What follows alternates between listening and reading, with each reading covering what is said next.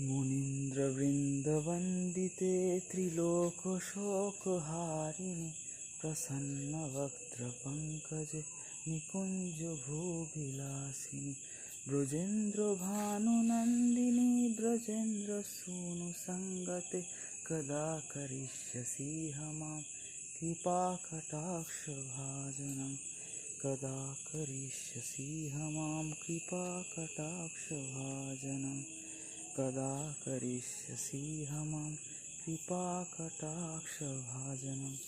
তো সবাইকে মিত্র শ্রী শ্রী রাধা অষ্টমী, শ্রী রাধারানীর আবির্ভাব তিথির অনেক শুভেচ্ছা এবং অভিনন্দন। তার সাথে আমাদের বিশাখা দেবীর আবির্ভাব তিথি আছে এবং তারপরে তিনি আমাদের চম্পকলতা দেবীরও আবির্ভাব তিথি আছে। তো অষ্টসখীর আবির্ভাব তিথি চলছে অগস্ট মাসের প্রথম থেকে, মানে 4 তারিখ থেকে সেপ্টেম্বরের লাস্ট, মানে 26 তারিখ অবধি।